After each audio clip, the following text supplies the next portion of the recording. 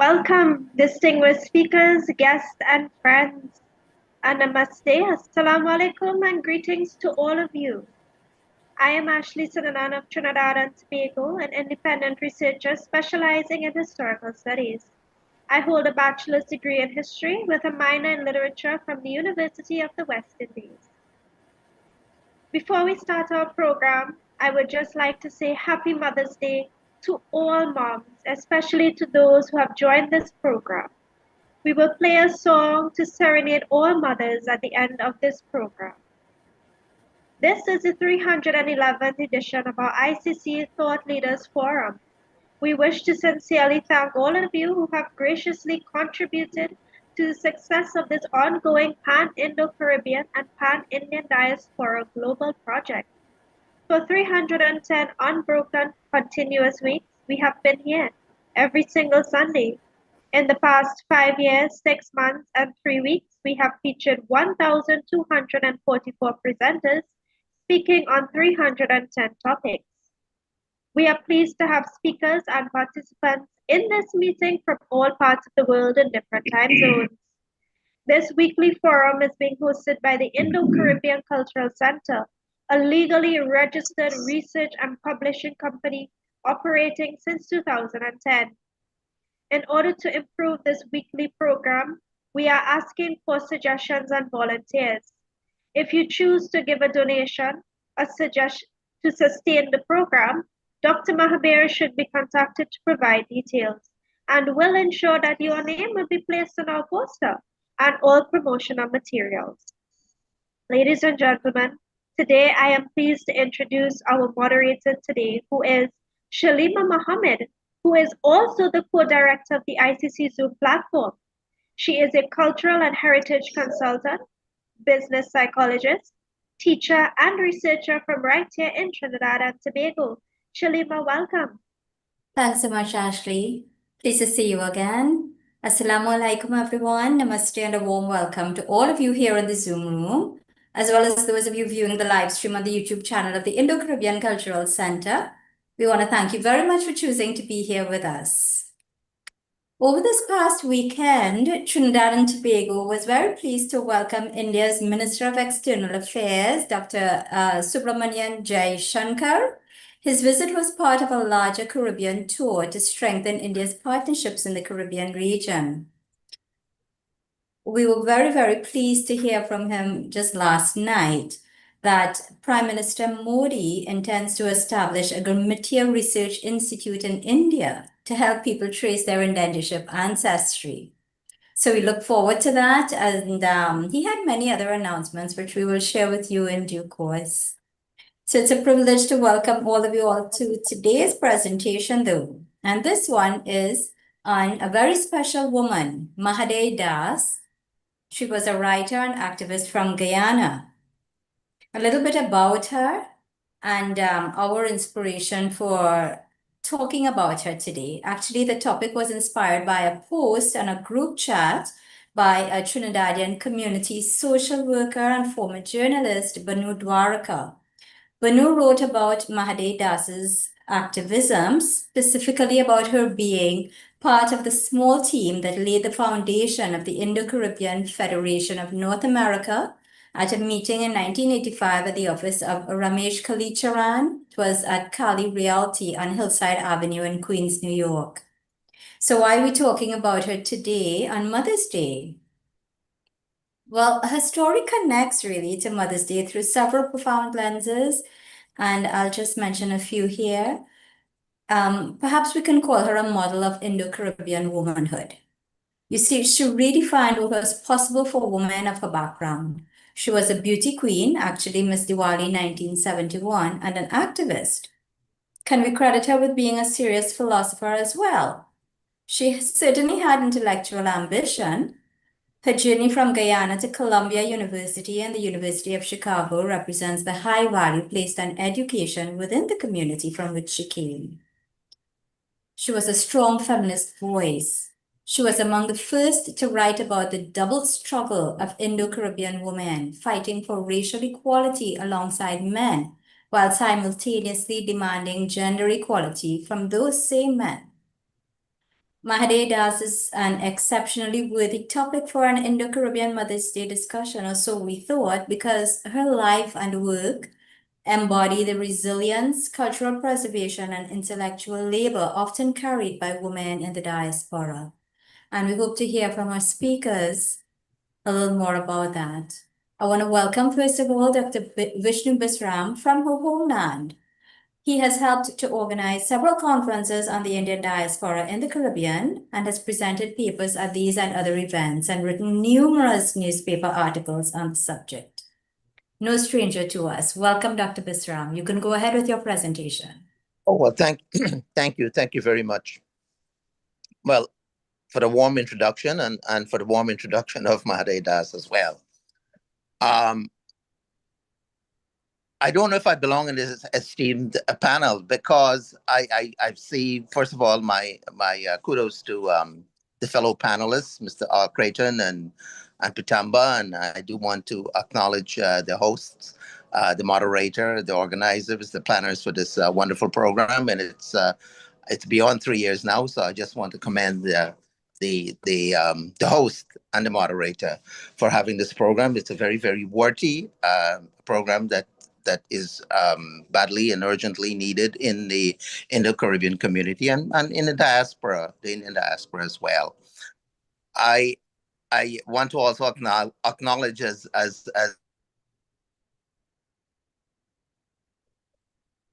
you mentioned, Shalima, we have Canada and then Mr. Mutu on other literary figures, with Kumar himself being an outstanding literary figure as well. So in that context, I don't know if I belong there or here because I myself am no literary person. So I am speaking not as a literary analyst of the late Mahadai Das work, but in the context of which I have happened to know and met her. Now, I never met Mahadai Das in Guyana when I left Guyana in 77 rather. I only met her some almost a decade later in New York, and it was all accidental as a result of Banu Dwarika, whose name you mentioned. Now, you mentioned earlier it was the name Ian MacDonald came about, and Ian MacDonald, no doubt, is one of the finest literary critics in Guyana. There is no Mahadai Das as the best Guyanese poet after Martin Carter, and many people would agree with that description of her. She truly was an outstanding writer and a poet. So let me focus on my encounters of Mahadai Das as a youngster growing up on the quarantine of Guyana and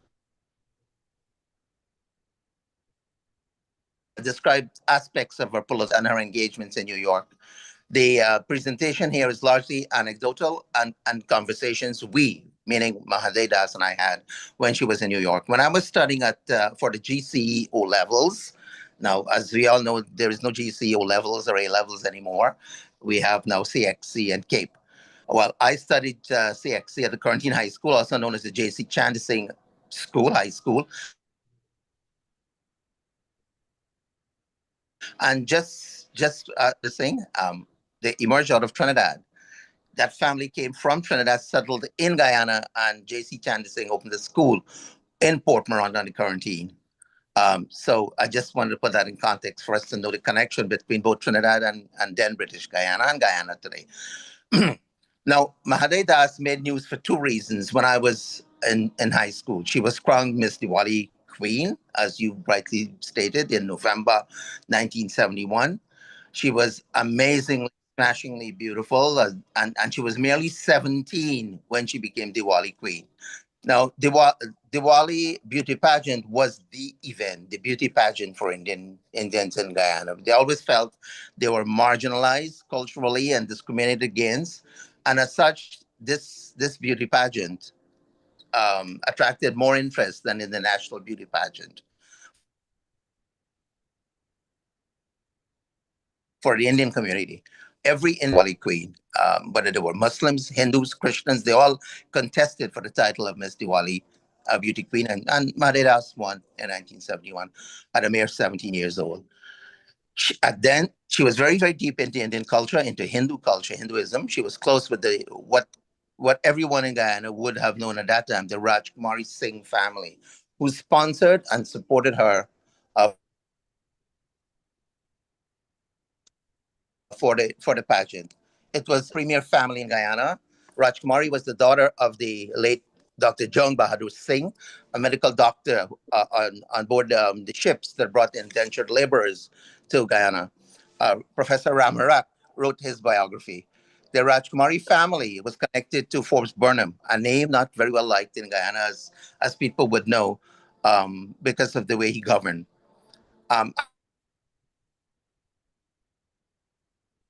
And certainly he was not very well liked in the administration and that governed from 1957 to 1964, and that was in the opposition from 1964 to 1992. The name itself evoked a lot of scorn and contempt, and unfortunately, Mahadai Das worked closely with Rajkumari Singh and the PNC government led by Forbes Burnham.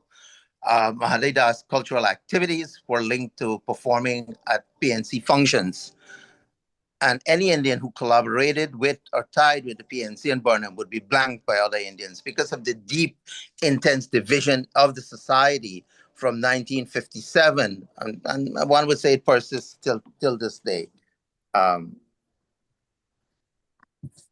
The PNC, for whatever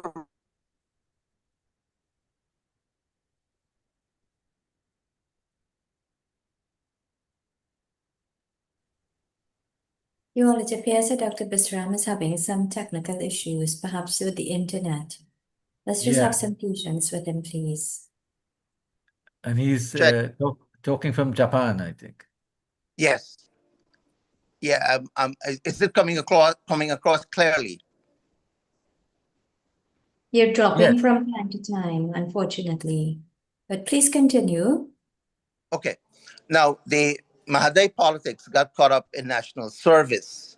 And for anyone who would like to know what national service is, national service was a kind of a mandated service, particularly for students in Guyana at the time, high school students and university students, as well as those people who worked for the government. Mandated in the sense they had to serve a certain period of time in the government in order to retain their jobs or to continue at the university level. For high school, it was not absolutely mandated.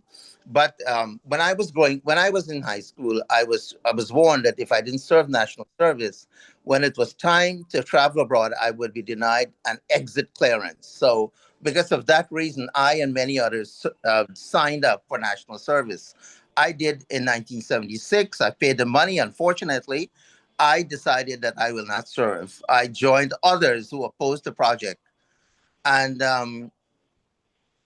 I lost my money. One had to pay a certain amount of money in order to get the clothing and the footwear and other materials one needed to be in the service. The Indian community objected to the national service, and they requested that females be exempted from the national service program, but Burnham refused to yield on that aspect. So anyone who wishing to attend wishing to attend university and to have a teaching job, they had to serve in national service. Now, Mahadai Das has revealed to me when she was in New York and to others, to Ravi Dev and to others, that when she served the national service, she was raped. Unfortunately, she was one of the cheerleaders of national service when she was in Guyana University. And she became very, very dejected, disappointed when she served the national service and got raped. What exactly happened between that period and until she migrated to New York, it was not very, very clear. But my next encounter with Mahadai Das would be in New York. Now, just a little more national service. There were several individuals who reported about rape. We had one Minister, Rudy Locke, whose daughter was raped, also at national service. He went into the national service where she was assigned, fetched her out, and the next day he caught a flight, himself and his family, all flew out to Canada, never to return to Guyana again. So that just gives you some background of what was happening in Guyana for national service. Now, Mahadai Das used to lead organization or rallies in Guyana in support of national service at the university. Now, there were several friends who reported to me when they were, at UG, that Mahadai Das, when they used to counter the national service rallies, they were beaten up by Mahadai Das and others who were opposed to national service. So obviously, one would expect this whole idea of national service to have a devastating effect, a psychological effect on Mahadai Das, because she led this movement for national service only for herself to become a victim of national service. Now, in New York, I met Mahadai Das through Ravidev and Banu Dwarka, as she rightly stated. And Mahadai became one of the co-founders or contributors to the launching of what we then would have the Indo-Caribbean Federation of North America. It was called in those days of North America because we wanted to unite all the Indian organizations in North America, Canada and the United States. And I think now the name North America has been removed from it. Now, again, Banu correctly stated that the Indo-Caribbean Federation was launched at the office of then Ramesh Kalicharan, who no longer is with us. Kali played significant role in not only the launching of the Indo-Caribbean Federation, but also in the launching of several other organizations. This concept of the federation came out of the home, by the way, of Banu Dwarka. I don't think anyone previously acknowledged that it was Banu, myself, and Betaram Ramharat who met at Banu's home in Elmhurst. And we conceived this concept of a national federation. Subsequent meetings took place with Rudranath and PMA Prasad. Gora Singh was also one of the original founders. And Gora Singh was also very close with Mahadai Das. In fact, I met Mahadai Das at the home of Gora Singh before I met her at Banu's place. Gora was living in Brooklyn then, and then I think he shifted to Queens, and his family is still in Queens today. So I wanted to pay tribute to Mahadai Das in that context, in which she was culturally active in the Diwali beauty pageant. She was politically active in advocating for national service. And now I want to pay tribute to her as a scholar. When I met Mahadai Das in New York, she was looking for a job. She was attending Columbia University. I mean, Columbia University is premier university in the United States, the equivalent of Oxford, Cambridge, Harvard. And at the time I thought she was doing a master's degree. Only subsequently I learned that it was a bachelor's degree, but I don't know if she ever completed her bachelor's at UG.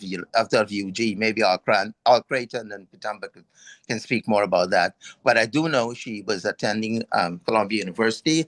And when I met her through Ravidev and Banu, she was looking for a job. At the time, I was elected president of the Graduate Students' Council at the City College of New York, which was just about 2 miles away from Columbia University. And I needed someone to run the office. So I asked her whether she was interested in working for the city university Graduate Student Council, and she agreed. I also indicated that it doesn't pay much. I can't remember the amount at the time. It was $50 or $60 a week, and she agreed to come and serve with us a few hours a day. Around that time, Barack Obama, the name that you all are familiar with, used to also come at City College and organize students. So both, just for the historical record, Mahadai Das and Barack Obama went to Columbia University around the same time, and both used to visit City College around the same time when I was graduate student president. So by the way, Barack Obama never held any elective position at any university, except I think he served at Harvard Law Review when he was a student at Harvard, which was after he attended Columbia. And Mahadai Das herself did not hold any elective position at Columbia or at City College, where I attended. Now, it was this position that she held at City College with me that I was able to obtain from her various historical records, one could say, about governance in Guyana and her experience with national service. From moving from a cheerleader of national service to one of the individuals who really hated it because of her experience that she encountered while serving at national service. She subsequently became a member of the Working People's Alliance, WPA, which was founded by Walter Rodney, Rupert Rupnarayan, and others. And I don't think she ever gravitated to the PPP, the party of the late Chetty Jagan. And again, I want to give credit to Ravi Dev, because Ravi Dev also founded a political movement in New York. All of us were participants of various organizations, founders of organizations that sought to lobby for the restoration of democracy in Guyana. And Ravi's movement then was called the Guyana United Democratic Movement, that was founded in Queens, by the way, just a block away from where Ramesh Kalicharan office is. So that whole area was known for its activism against political oppression in Guyana, as well as for cultural revivalism of the Indo-Caribbean community in New York. Mahadai Das and I also met several times at the City University of New York, where I was doing my PhD simultaneously at the Graduate Center, which was on 42nd Street. So we had a lot of engagement. And in that context is how I found out so much that I didn't know when I was just a mere youngster. I left Guyana when I was 16 years old to attend university in New York. So there would not have been much that I was familiar with, other than reading in the newspapers. And so I became more knowledgeable of political activities in Guyana, especially at what took place at the University of Guyana. It was Mahadai Das who revealed to me that many Indian girls and African girls were raped at national service. It was something that was acknowledged, but not to the extent that Mahadai Das described. And when I visited Guyana in 1981, 83, 85, and in subsequent years, I met with activists in Guyana. I was directed to doctors, Dr. Balwant Singh and another doctor, both of whom confirmed that they used to treat a lot of girls who were raped for pregnancies, and in Guyana. So in that is how I get to know Mahadai Das, and I just want to commend her activism. Not so much in promoting national service, but of course in opposing it subsequently, and also for her intellectual aptitude, because she did write several articles for magazines that we produced for the Indo-Caribbean Federation. Banu herself was an outstanding writer at the time, probably still is.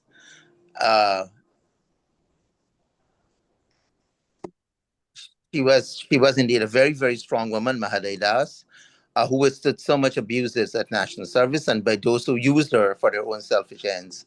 Since there has never been an inquiry into national service, I think someone should conduct a research into national service.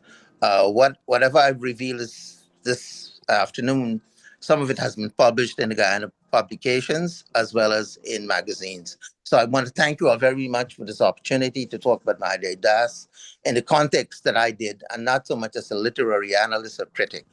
But certainly she was an outstanding literary figure, and I believe her works should be used in the curriculum of CXC and at GAPE. Thank you very much for this opportunity.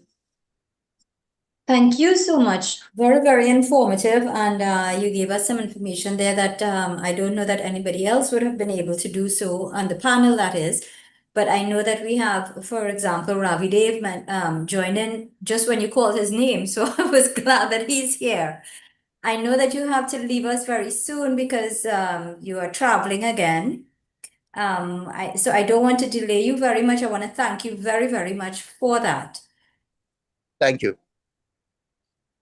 Ladies and gentlemen, we will please ask you to hold your questions. You can probably place them in the group chat if you like, and we can always forward them to Dr. Bisram in the event we won't be able to get an answer from any of the other speakers. But please feel free to pose your questions in the chat.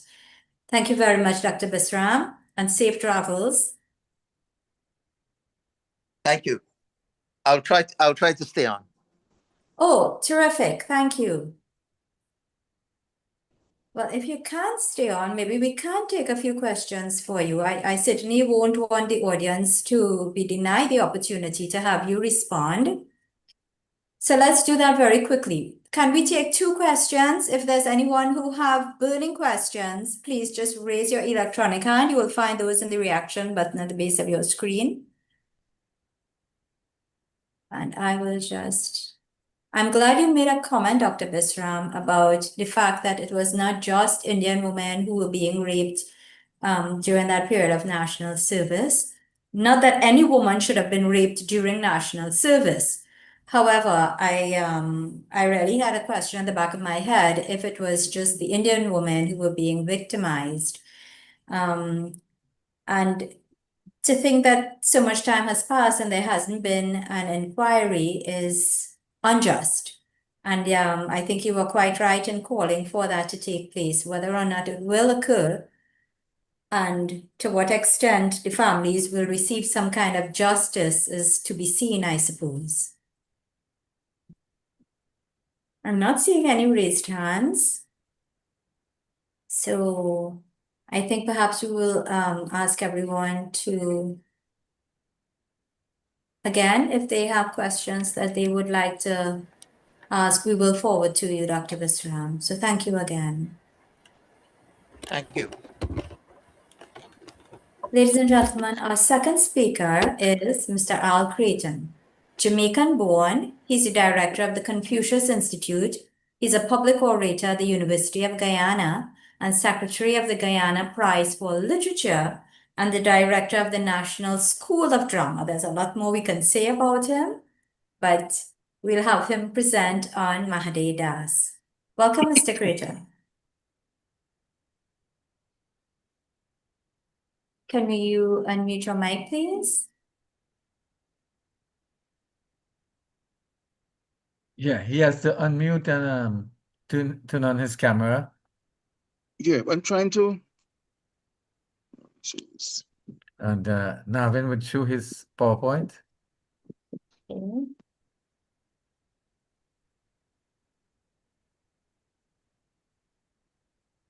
Mr. Creighton?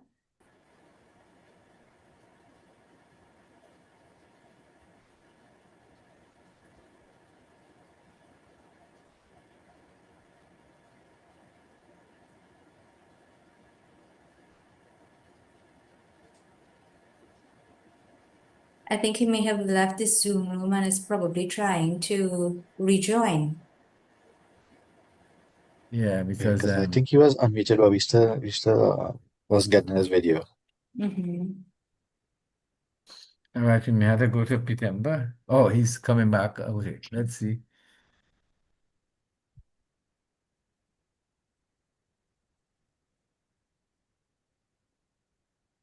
Let's just give him a second. Yeah.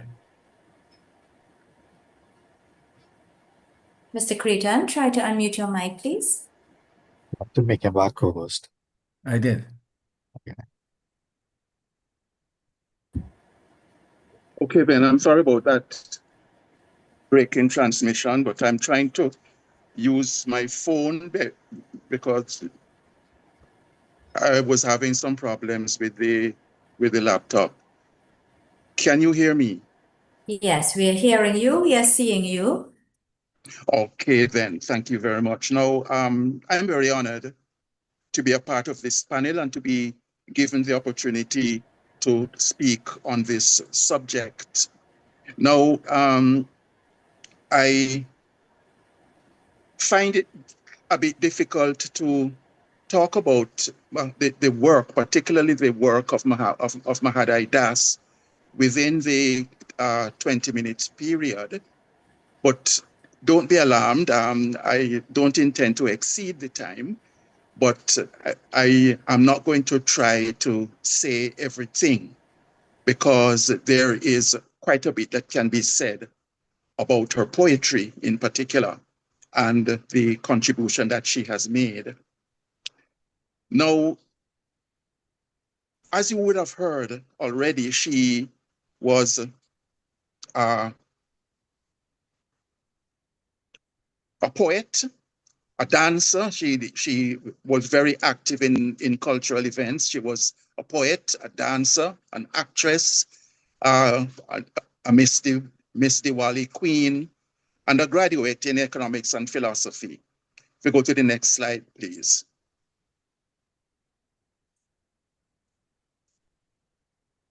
Please go to the next slide. I am not going to deal too much on her biography because I'm sure that Patamba might very well go deep into that, and we did hear some of it from Vishnu. So therefore, I am not going to go into great detail on her biography, except to point out one or two things and to make a comment about certain ironies. Now, first of all, in terms of her university career, she did do a bachelor's degree in economics at the University of Guyana. My information is, however, I had to be a little cautious about conclusions here because my information was that while she completed the degree, she was denied it because of the national service issue. Now, when Guyana introduced the national service, it was compulsory for all university students. All university students had to go and do 1 year in the national service. And in many instances, they were actually sent to work somewhere in the interior at one of the national service centers there. And I said that I was going to comment on a few ironies. One of the ironies is that Mahadai Das did work with the national service before she entered the university. And the understanding was that if you were a university student who had already served in the national service, then you would have been exempt.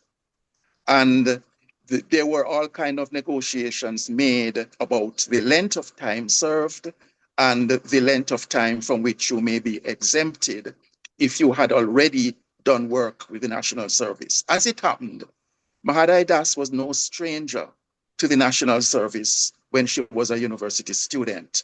And therefore, she did not have to go off like most other students to do that 1 year service. I'm going to speak a little bit more about that irony later on, but it was the very national service that was used against her when she came to the end of her studies in economics at the university. Because my information was that she was denied the degree by the government. The government intervened, and the government would have prevented the university from granting a degree to anyone who defaulted on the national service requirement. And that is what was used against Mahadai Das. There was a claim that she had defaulted on the national service requirement, in spite of the fact that she had served. And there were all kinds of quibbles about little details of things. But my understanding is that because of that, she was denied. And one of the things about the National Service is that it was basically used as a weapon against non-supporters of the PNC government at that time. And that if you were in the opposition camps, if you were an activist, if you were an opponent of the PNC, you would have met problems and victimizations within the National Service. And by that time, Mahadai Das had been very closely associated with the WPA. And the WPA was really very active and very effective at the time. I believe that they fell off very badly from that position after the death of Walter Rodney. Years after the death of Walter Rodney, the WPA was not the same, and it has not been the same WPA as it was at that time. At that time, the party was a real threat to the PNC government, and particularly Walter Rodney, under the leadership of Walter Rodney. Mahadai Das did work with the WPA. I cannot say that she did not work with the PPP because she was fairly close with the PPP as well.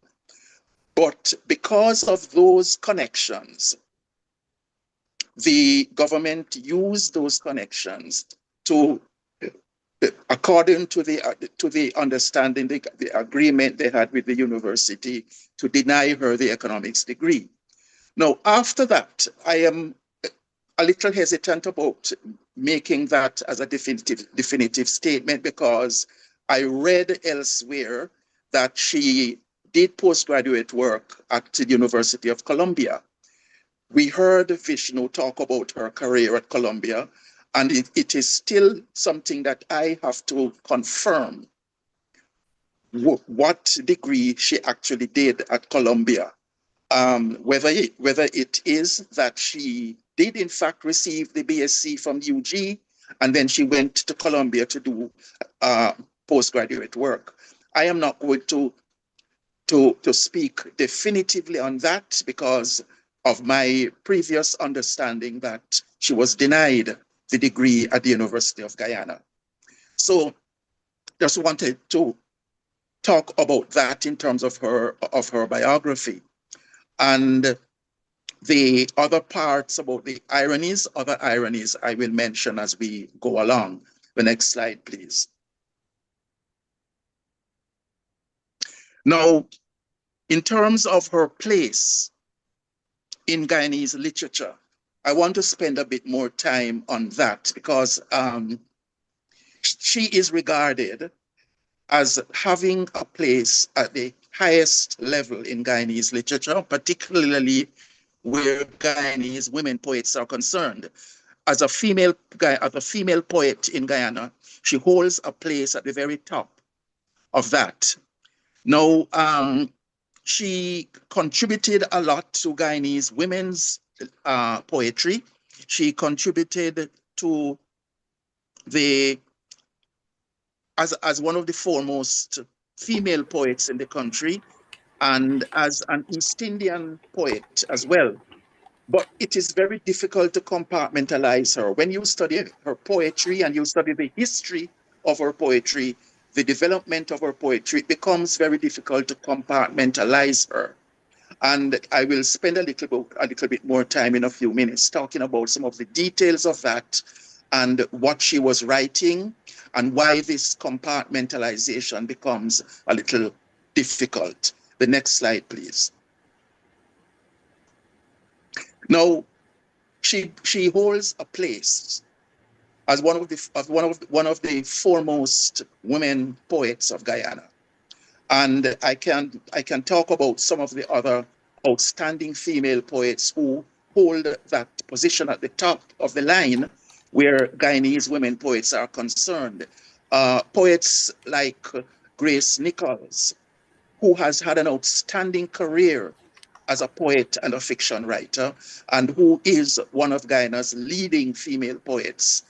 And she holds a place in that top bracket of Guyanese women poets. Another I can name is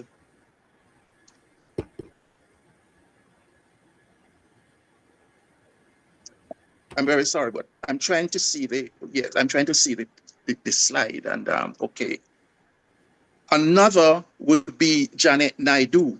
Janet Naidu is known as a leading female poet of Guyana, and I could make reference to her as well and her work. And another to whom I can refer is Ellie Neeland. Ellie Neeland, who is a prize-winning poet, a prize-winning Guyanese poet, like Grace Nichols.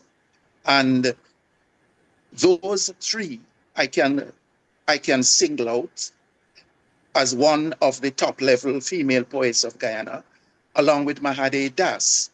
I'm not going to attempt to rank them, just to say that that is the place in which Mahadai Das belongs when we are looking at Guyanese poetry and women poets of Guyana.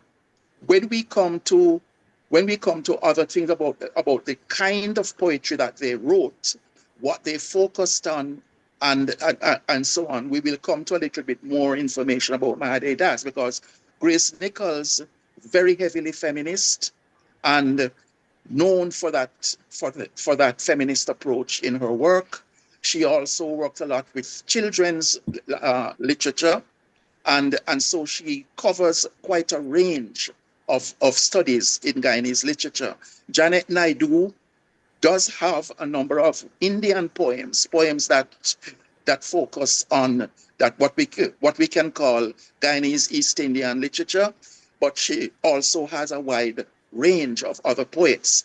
I can say the same about Ellie Neeland, who is not known as primarily a Guyanese East Indian poet, because Ellie Neeland has covered, again, a very wide range of subjects.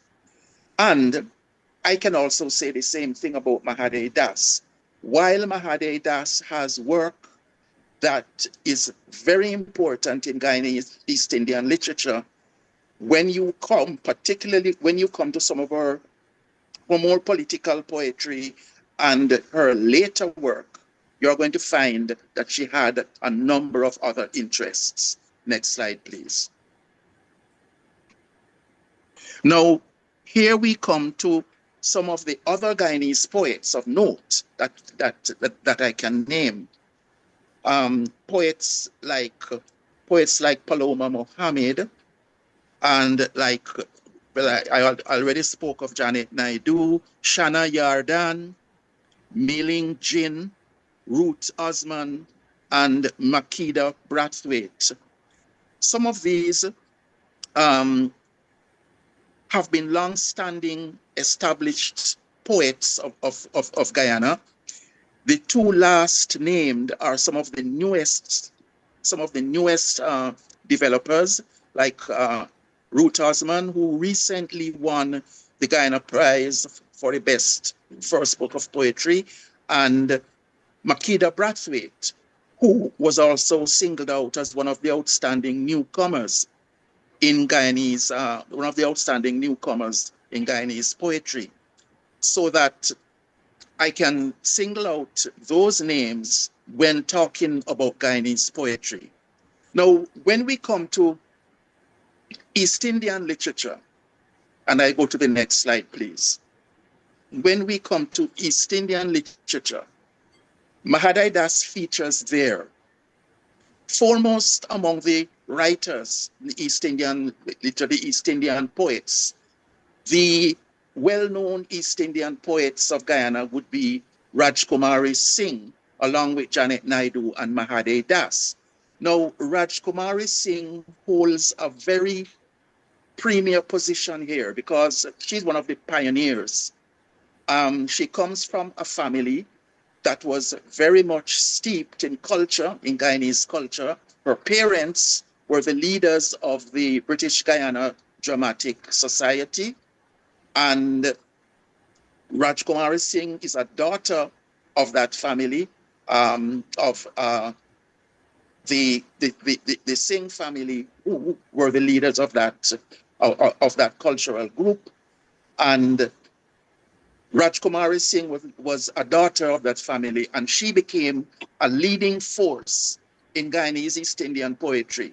And here again, we come to one of the ironies, because not only was she foremost in Guyanese East Indian poetry, writing poems about indentureship, poems about post-indentureship and the Indian experience, and so on. Rajkumari Singh was also the leader of one of the cultural groups under the PNC and in national service. Rajkumari Singh was concerned with national service. She was concerned with a group known as the People's Culture Corps, and her work was much steeped in nationalism. Now, I'm going into some detail about Rajkumari Singh because Mahadai Das was a student of Rajkumari Singh. She was a protege of Rajkumari Singh, and she, in her apprenticeship years, I read about her work at Bishop's High School, where she went. Bishop's High School, that was was in fact the leading secondary school for girls in Guyana at the time, 1960s into the 1970s, before it became co-ed and so on. Mahadai Das attended Bishop's High School. I've never seen any, I don't know of any of the work that she wrote while she was a student there, but I've been reading about it. But she served an apprenticeship with Rajkumari Singh and Gora Singh, and in the Guyana National Service movements. So that, again, we come to the irony I was talking about, because both Rajkumari Singh and Mahadai Das worked very closely with the PNC in those years and with the National Service. And quite a bit of the work that they did there was helping to promote the cultural aspects of the National Service and helping to promote it as a viable institution.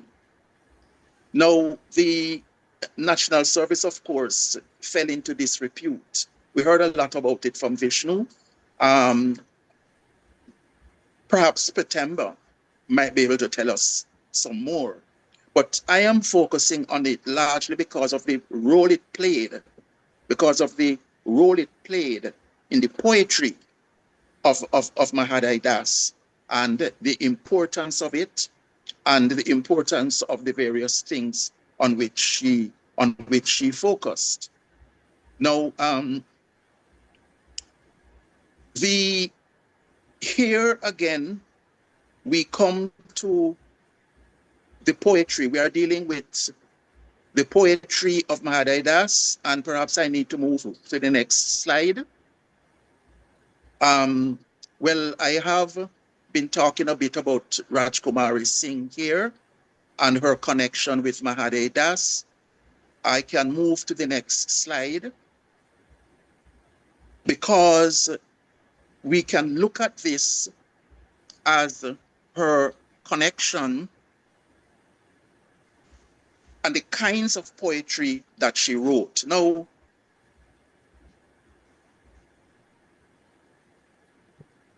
her earliest work was very nationalistic. Some of her best known work had to do with East Indian poetry and had to do with post-colonial poetry, as well as with feminist approaches and feminism. But I think that her best poetry and her most important poetry came in her later work. Quite a postmodernist. She was quite an existentialist. And I am going to go in a little bit more detail about some of the work that she did there. Now, let's take a look now at her published collections and what we can say about them. Next slide, please. Yes, in her published collections, the first was I Want to Be a Poetess of My People, 1976. My Finer Steel Will Grow, 1982. People Tree Press published Bones, in 1989. And People Tree also published a collection of her work posthumously, A Leaf in His Ear, in 2010. And I want to take a look at some of the poems and some of the poetry that we can focus on, because from what I've been reading, there seems not to be a very clear understanding of the kind of work that she was turning out and the history and the development of it. Now, I have read comments and criticisms of some of these poems, which do not seem to me to align with what I can delineate as her development in poetry. When you come to I Want to Be a Poetess of My People, in that work, she was very nationalistic. She was a voice for the national movement. She was a voice for the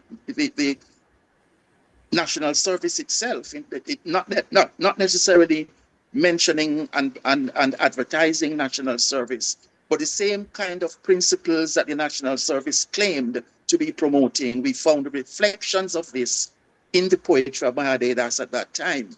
The whole thing about revolution, the whole thing about putting forward nationalism. She wrote about the rivers and the landscape of the interior and so on, much of which reflects on her work in the national service and in the interior of the country. And what I'm saying is that it is very ironic that some of the very things that she supported and supported it in her poetry were used against her, and she became a victim of it, as Vishnu already pointed out. But when you look at I Want to Be a Poetess of My People, her very early poetry, that is the main thing that you're going to find. Let's take a poem like Militant. In a poem like Militant, readers of that poem, who I have read, seems to be putting it forward as a poem which radiates her militancy, her political position, her stance, her militancy, and her cry for justice and her cry for revolution and so on. I would not be so positive about that, because I believe that a poem like Militant was more promoting the kind of revolution and the kind of socialism that was a part of the movement of the National Service movement, a part of the PNC of that time. And she has another poem called The Day of Revolution. The Day of Revolution, I trying to remember whether this one was from Poetess of My People or whether it was from My Finer Steel Will Grow. But again, the Day of Revolution there is the same thing as Militant, I believe, where the promotion there was not about the kind of a revolutionary movement that started with the WPA or with the PPP, or the kind of anti-PNC movement that developed in the late 1970s. The Day of Revolution might more belong with her earliest kind of work. When we come to a poem, I have a poem listed there, Me and Melda, which basically talks about, which shows the range of Mahadai Das. I put it there just to show the range, because she could be humorous. She could go into humor. And this poem, Me and Melda, is one of the poems that she wrote in Creole, using the Creole language. I don't want to give the impression that the Creole language is only suited for humor or this kind of thing, because clearly it is not. But it just so happens that the poem I have here, which is trying to show her range, is a poem that also shows her humorous side.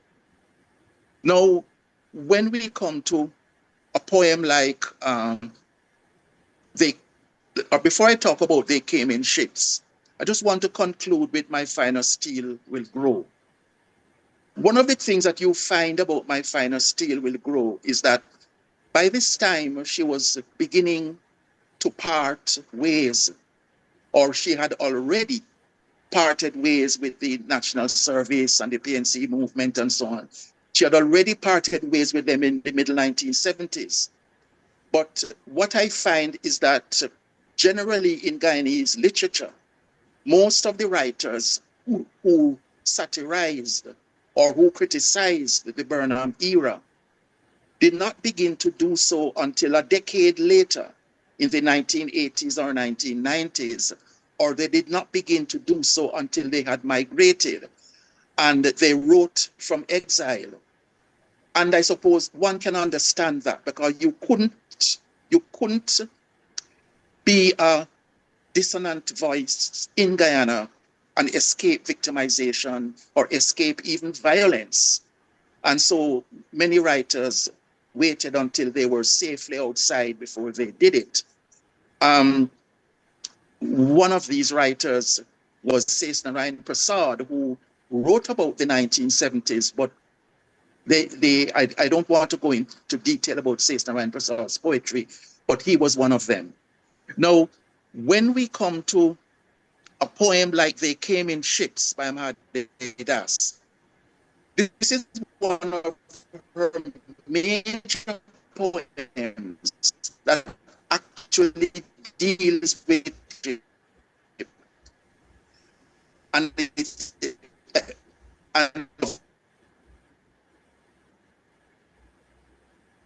the echelon of East Indian Guyanese literature. I don't have time to give you a detailed critical analysis of They Came in Ships, or in fact of on, because of time. But one of her major feminist works in terms of Guyanese, like for Walter Rodney. They too. I want to say that in terms of her published work, this is where one began to see Mahadai Das learning and a poetry of outstanding quality, the kind of poetry for which she is praised, and the kind of poetry which I don't think has received as much attention as her earlier work, and also has as much understanding of some of her earlier work. I had said that in reading some of the criticisms, I did not get the impression that the critics who were talking about her then fully understood the line of development and the history of her poetry. If you look at For Walter Rodney, you will find her learning this craft, beginning to develop the kind of fine quality that you find in the collections Bones and A Leaf in His Ear. I read Ian MacDonald, who said that he was told that some of the poems that appear in A Leaf in His Ear, some of them will appear in Bones as well. Mahadai Das wrote them between 1973 and 1980. 1973 and 1994, according to Ian.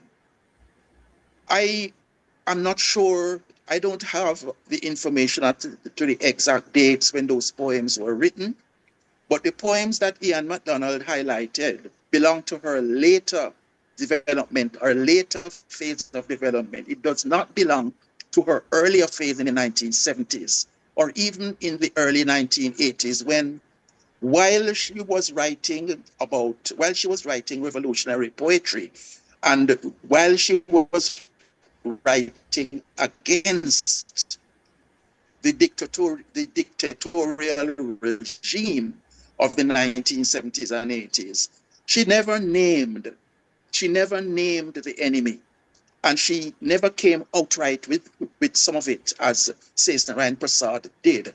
She wrote the revolutionary type poetry without actually naming the enemy, and which happened in My Finer Steel Will Grow. When we come to other poems like Bones and A Leaf in His Ear, and so on, we see the kind of poetry that I want to say is her major work. There is a poem whose title I did not write down, but is a poem in which she is addressing East Indian women in Guyana, pointing to the atrocities meted out against them in history and in indentureship and post-indentureship and so on, and saying to them not to dwell on those past atrocities, but look forward to future development and look forward to their contribution to the present and to the future. That is a poem that was very easily understood by the critics of Mahadai Das, much more easily understood than the poems that she turned out in Bones and A Leaf in His Ear. There are poems which point to her major preoccupation in her later years, which somehow reflected a tormented existence. She began to write like this during her stay in the United States. We got much of this poetry coming out of her stay in the USA and after she returned to Guyana. After her return to Guyana, she was not very prolific as a poet, but we get those poems that she began to craft in the USA and after. And I say craft because these are poems that are excellently crafted. These are poems which show her at her best. And she was very preoccupied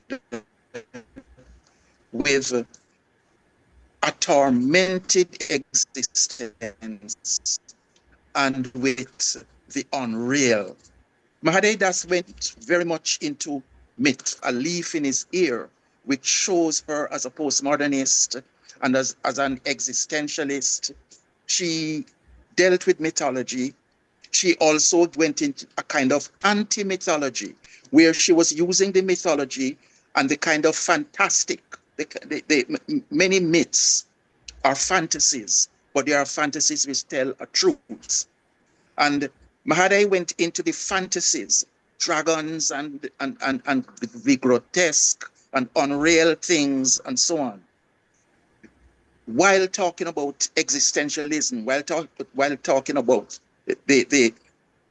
about existence and about the kind of difficulty in understanding existence and the difficulty in understanding many things about it that she wrote about in these poems, where you find the grotesque and you find mythology, you find all these unreal things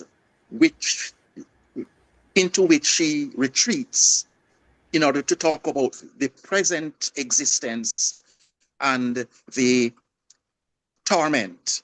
We come to a poem like Learner, from where she does go into this postmodernism and the grotesque and the myths, where in Learner, we get a focus on nature. She talks about creation. She makes references to the Christian creation myths. She makes references to a monster devouring nature, which basically goes into some of the destructive elements that we find in much of the mythology and much of the misrepresentations of life. A lot of the grotesque, a lot of the unreal poems. She mentions the Chinese dragon, but the Chinese dragon is not an evil monster in Chinese mythology. She mentions the Chinese she mentions the Chinese dragon in counterposition, in counterbalance with some of these monstrous creatures to which she refers in these poems. paradoxes. There are many paradoxes in her work. She mentions Mother Kali.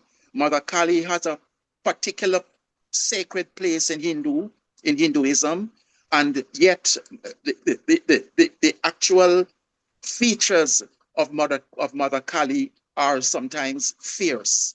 So we get those kind of paradoxes that Mahadai Das touches on. I just want to mention one last poem, Return to the Fire. And Return to the Fire, where she's referring to cremation, but she's also referring to the fire as life-giving. She's referring to the fire as a life force. Return to the Fire is a poem of regeneration and a poem that goes against the prevailing torment, the prevailing tormented life with which she is preoccupied in many of these poems. The next slide, please, because here is where I can go on forever about the qualities of Mahadai Das's poems. Could you please go back to Major Ironies, because that's where I would want to end. Major Ironies, yeah. Again, I just want to pinpoint some of the major ironies to which I have already referred. The compartmentalization, the fact that when you read some of the critics, they compartmentalize her, which is very difficult to do. I find it hard to do that. I want to give credit to critics like Rosaline Bacchus, Denise De Keris, Narayan Gurna, and Rajiv.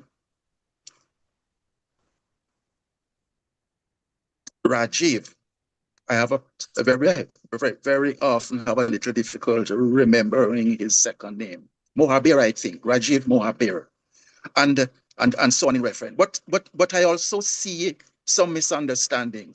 One of the critics referred to Kimbia when Mahadai Das refers to Kimbia in the poetry, and the critic did not seem to understand that she was talking about the National Service, because Kimbia was one of the interior centers of the Guyana National Service. And many of the students who went to serve their 1 year went to Kimbia. They were sent to Kimbia. Mahadai Das was at Kimbia, and she makes reference to it in the poem, which I don't think the critics fully grasped. The confusion of the revolutions, and there is a great irony because one time she was a part of it, and then she discovered that she had to oppose it. And in opposing it, she was victimized. We get the kind of resistance poetry that she wrote, but I already pointed out one of the characteristics of that book, of that collection. And I want to end by saying that the poetry, her best poetry, and her most meaningful verses can be found in two collections, Bones and A Leaf in His Ear.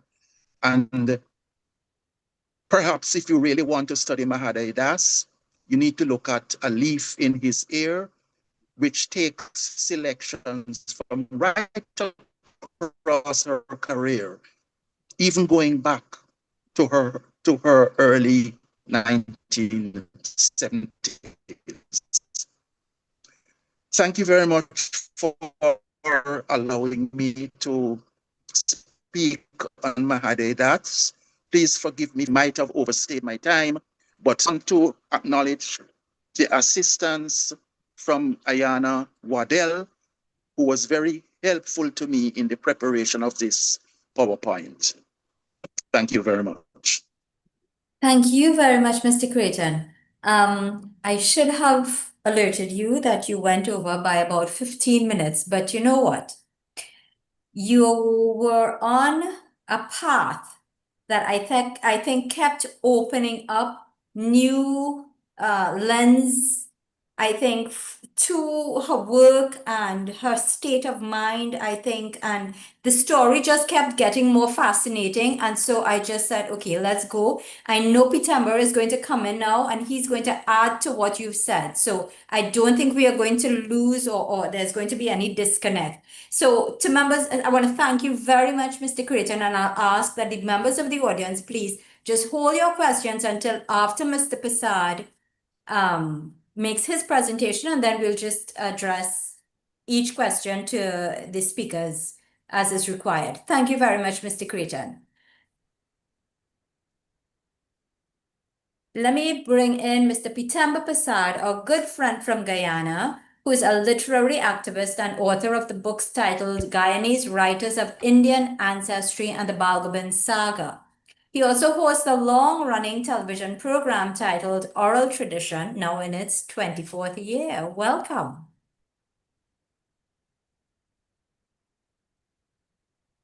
Unmute. Pitamber, you have to unmute.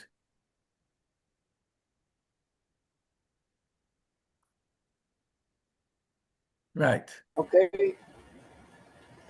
Thank you, Shalima. And Navin will show his PowerPoint. Right. Now I have a difficult position coming after Al and Vishnu. I've got to look or seek a middle ground. But the the PowerPoint will show that I've done my work well. Thanks to Vishnu and Al, we had a wonderful conversation. Now I haven't labeled this presentation because I want you to take a look of this picture, this photograph. I want you to see Mahadai rising out of the calm water, resurrection, reincarnation, the beauty of it all. And then if you look closely, you'll see she is nearer to the left in the photograph.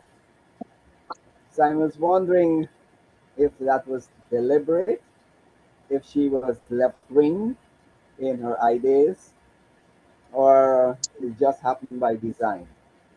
Let's go to the next slide, please.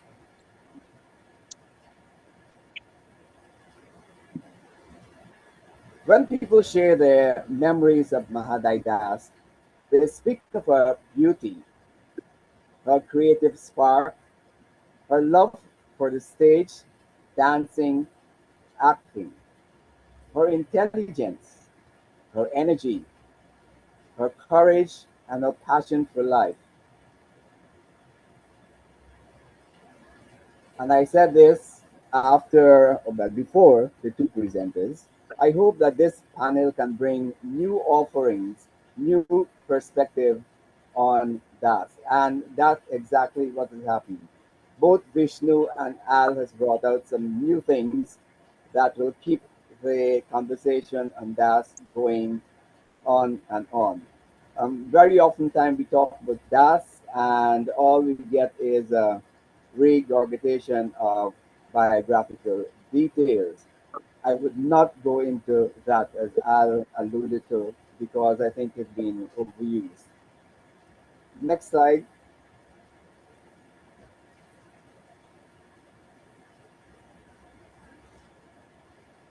What's in the name? I'm going to the basic now. Very basic Mahadai Das. What's in the name? Maha, as you know, in Hindi is great, big, ultimate, whatever.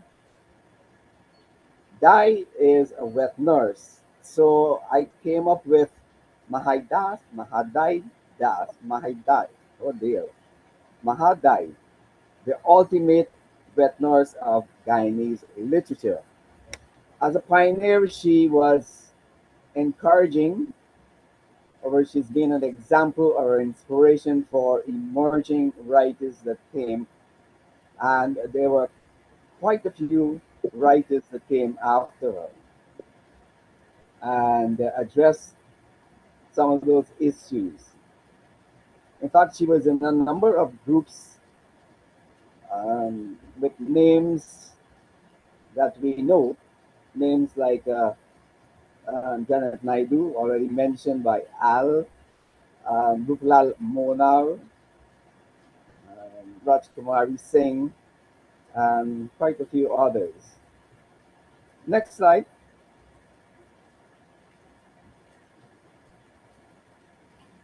Basic again, what's in a name? Millicent, it was a call name. We all seem to have call names in Guyana. False name, as we say.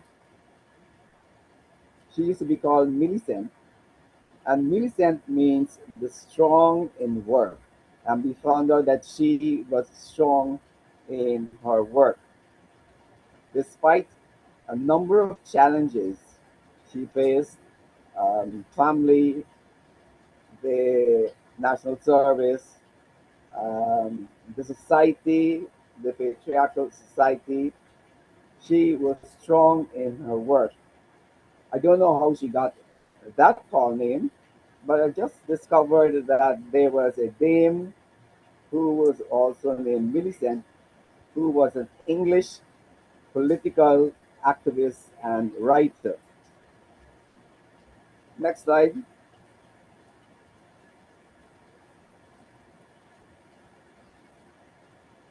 This is important. I have never met Mahadai Das. Although we are compatriots, orbiting in the same circles but never aligning. She was Scorpio and I Gemini. This is a welcome aside. Scorpio is a water sign known for being passionate, intense, magnetic, and intuitive. This will come in useful later in the discourse. We published our first collections in 1976, bearing some similarities. Mine was not a so subtle political commentary, while Das's was more direct. Despite the above, we never met. Our first collection was titled I Want to Be a Poetess of My People, while mine was labeled From Utopia to Paradise, a collection of political thoughts. Similar sentiments in both connections. Next slide. Next slide, Navin. And there you have the covers of the two collections and marking 50th anniversary. Wow, that's nice, September. From Utopia to Paradise, 50 years.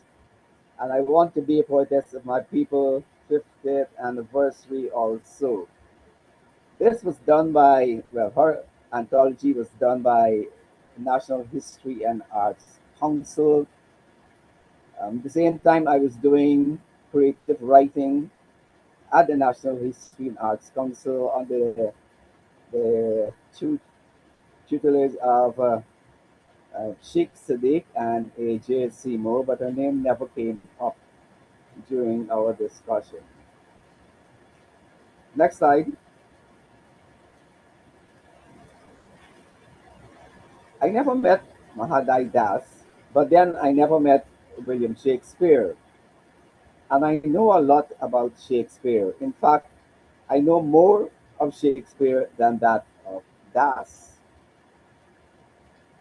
Not a criticism. Next slide.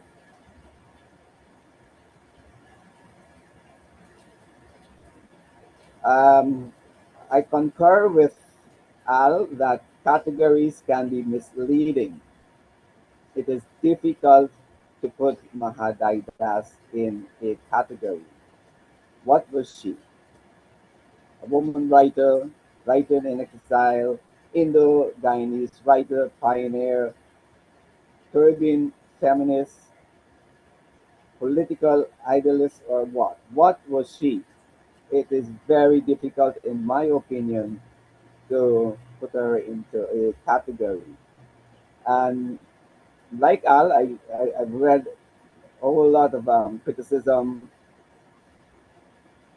where people had already placed her in categories. Thank you. Next slide. So, if you can't, it is dangerous to put writers or artists or creatives in category. Let me find another way around this. Philosophy. This is a quotation I took from Britannica.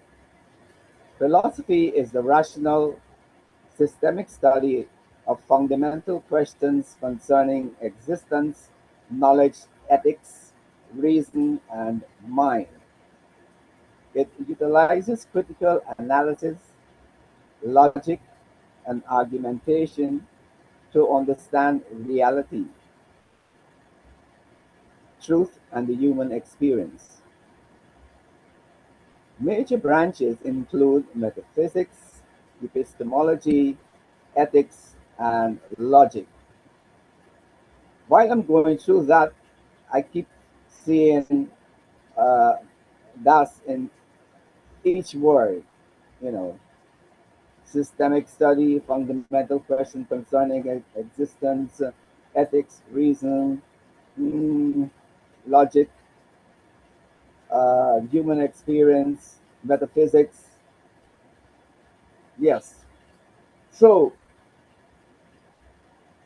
although I'm not putting her in a category, I will focus on the philosophical side of Mahadai Das. Next slide, please. It is my contention now that Das knew what she wanted out of life. She knew where she was headed, and she approached her objective with determination. It would be useful to be reminded that her mother died when Das was 17, straddling Das with the responsibility of mining with word inverted commas, her nine siblings while she was attending a top all girls school at Bishop's. These are all influences on her life, the mining of her siblings, attending an all girls school,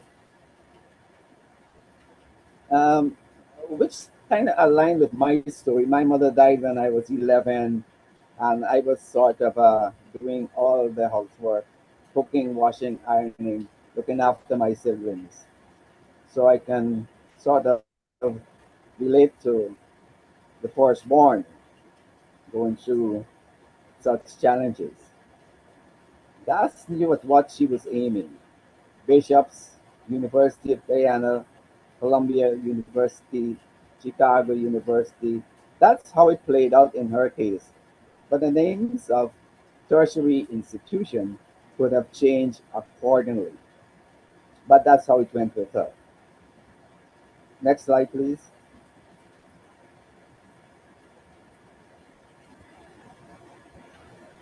Now, let's look at her publications to show minute that she knew what she wanted out of life. The first collection, I Want to Be a Poetess of My People, 1976. My Final Steel Will Grow, 1982. Bones, 1988. Yes, we can include the Leaf in His Ear selected poems, 2010, because although it was published posthumously. Now you can see the progression, as Al alluded to, the progression of the writer, the growth of the writers. We move from I Want to Be a Poetess, My Final Steel, and then Bones. A Leaf captures some of the newer poems and, well, selected poems are selections made from the previous collections. But you can see her progress as a writer. She was always moving upwards, onwards, learning as she goes. Alice said you can see a distinct movement in the crafting of her poetry in the latter poems. Next slide, please.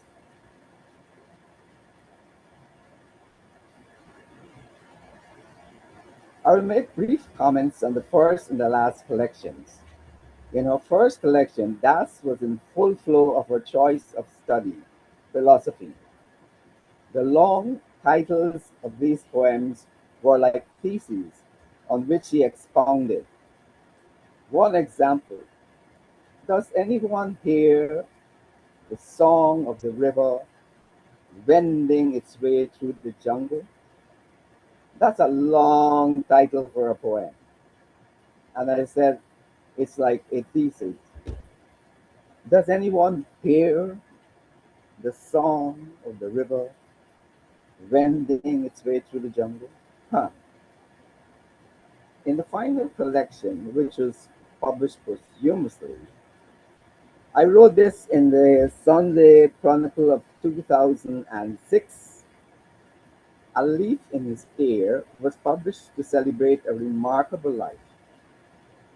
A project started with the poetess before her death, discussing the publication with Jeremy Pointing of People Tree Press and in cooperate with one of her sisters. Selected poems remain effectively Mahadai Das, for she left instructions on what the book must portray, a map of her struggles, her shortcomings, and her triumphs, of her use of literature to lobby the cause of the marginalized, the subjugated, and the disempowered. So there we have it, something to go along with my mood. A leaf in his ear was like a flea in one ear, something nagging at you all the time. Her poetry was like that, nagging, telling you something over and over if you care to listen. Whoever has ear, let them hear. Sandra Allen, Parvati Prasad Edwards, Rajkumar Singh, Ruplal Monar, Gusta, Janet Naidu, F. Yvonne Jackson, Elfrida December. Those whoever has ears, let them hear. A leaf in his ear, a flea in one's ear. Next slide.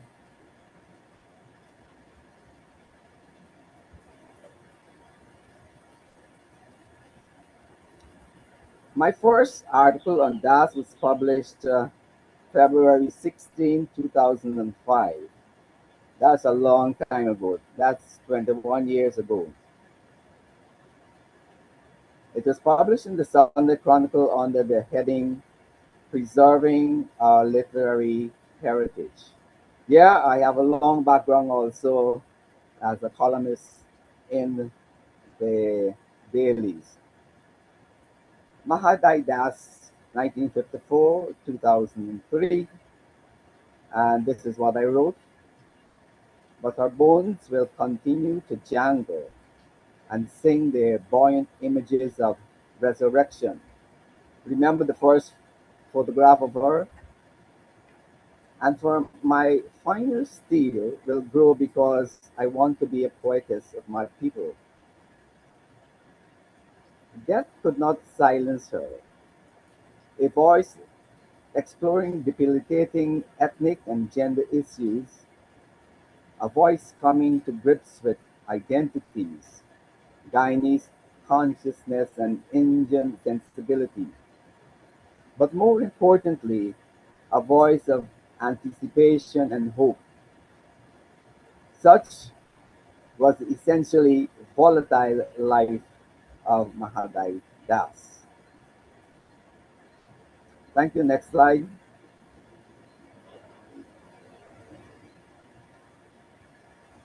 In closing, I maintain that Das knew what she wanted in life. And I'll cite the poem that she wrote to Anna Karenina. Did some research and I discovered that there is a principle. The Anna Karenina principle states that for a complex endeavor to succeed, all key factors must be present, while the absence of even one factor leads to failure. This is Mahadai Das. She knows. She knows where she's going. She knows what she wants. There were challenges. Of course, there were challenges, but challenges that she overcame. Challenges that she overcame, but essentially what I'm saying, she knew what she wanted. Next slide.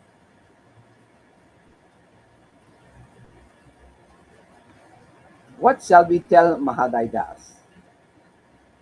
Yes, what shall we tell Mahadai Das? Next slide.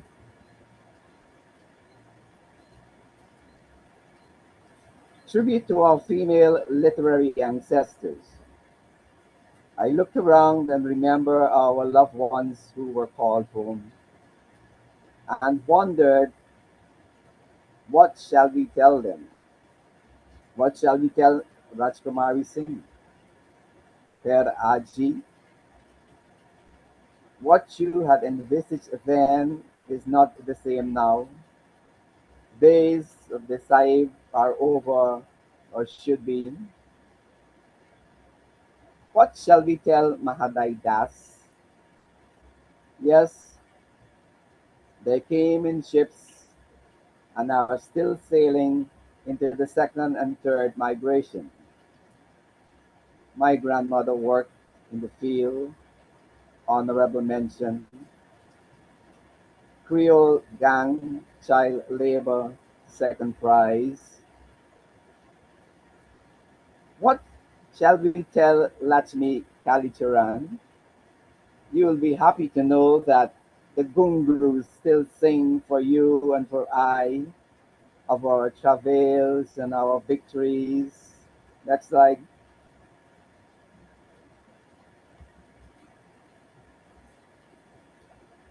What shall we tell Shana Yardan? Sometimes I think my blood is made up of red, white, and blue corpuscles. The blue ones flow through my pen and tell what is in my soul. Yes, we are still writing of those issues. Oh, grandfather, my grandfather, your dhoti is become a shrug, your straight hair a curse. What shall we tell Amina Gafoor? That your lantern is still swinging in the wind, sharing knowledge you accumulated over the years? What shall we tell Betty Lewis? That another writer has finished what you had started in Grassroots People 1, 2, and 3? What lessons are there for us in the above stories? Next slide.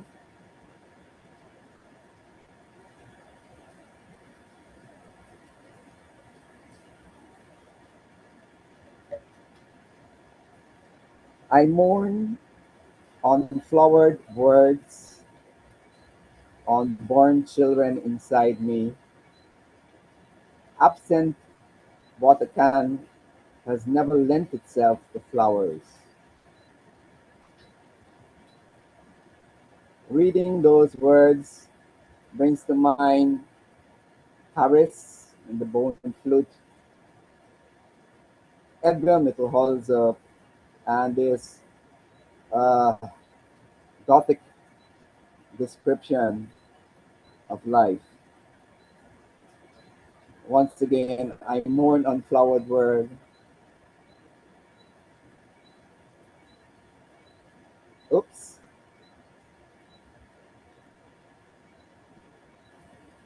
Thank you. I see hands up already. So, Salima, thank you very much, and it's back to you. Pitamber, that you are a literary authority is quite evident in your presentation. Oh, thank you. Most enlightening, and the style in which it was delivered is incomparable. Thank you. Oh my, oh my. Invite me more often. Will do. We Yeah. have Mr. Henry Mutu who wanted to add to your presentation and I think the topic. Mr. Mutu, go ahead, please. Hi, Hi, Henry. good afternoon. Hey, Pitambo. Just wanted to say thank you to all of the presenters. Beautiful job done. I wanted to add a little bit in the backstory because much of what has been said, quite apart from some of the experiences of Mahadai after she left national service, it's fine. You can research that, but there's stuff that you can't research that's not written down. And this is where I wanted to add a little bit. One of the things, there are two things I want to say. One, even if you put this in a positive light, I consider Mahadai one of the great tragic heroes of literature in Guyana. She went through quite a lot.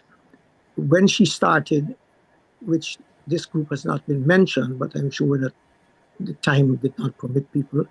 There was a group called the Messenger Group, which Rajkumari Singh started around 1971, 72, at her home in Lamahar Street, the same home that I think Al mentioned it, the home of her father and mother, Dr. Jung Bahadur Singh. And she collected quite a few of us who, I mean, my father's side is Indian, my mother's side is Portuguese. But I always did a lot of work in the theater, which I was doing at the time, um, in Indian stuff.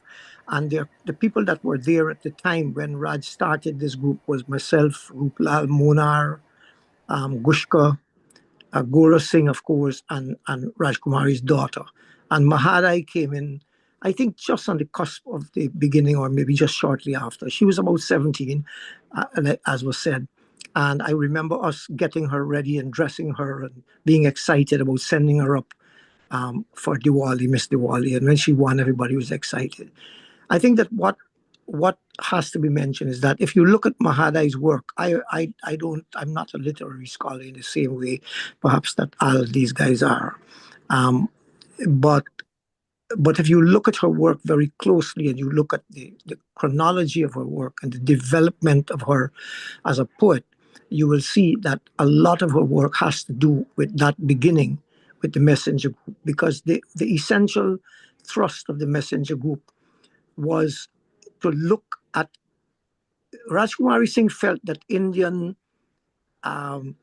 reenactments or enactments and reenactments were kind of dying and being perhaps not even dying, but being subsumed in a culture which had a small amount or a larger amount, but appeared smaller because particularly of the inner cities and so on. I was not particularly interested in any one ethnicity or any one race. My particular interest was in Guyana. And I think I'd like to say that this is what Mahadai thought, that what she wanted to do. But I want to use this strong word. I think she was lured, like many of us who were lured into the beginning of national service. And again, when national service started, we, as part of the Messenger Group, we got the news one day that Raj, or Auntie Raj as she was called, was appointed a captain to the rank of captain in the national service. And she had a little office, I remember, on Regent Street at Border, where close to just opposite Border Market.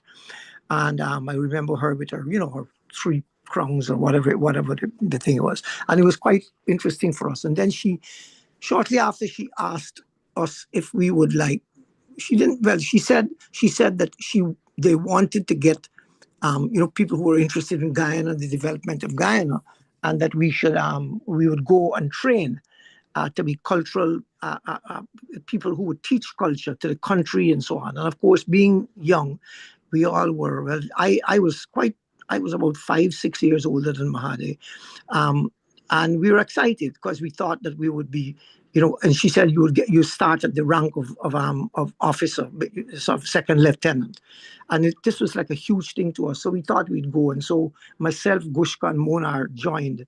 Well, not joined. We didn't sign anything. We said we would join. And we were taken up to Soesdijk, which was the first national service camp where officers were being trained, right? The officers that would then go into the service, like exactly what happened with Mahadai after.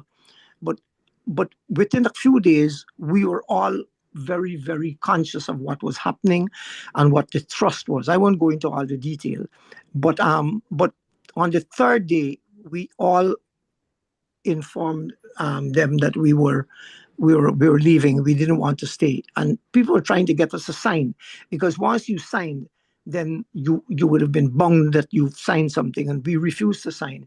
And then there was a big brouhaha, and then they didn't even want to take us down out of Camp Cayuca. This was in Soesdijk. So I was there, and I know that situation.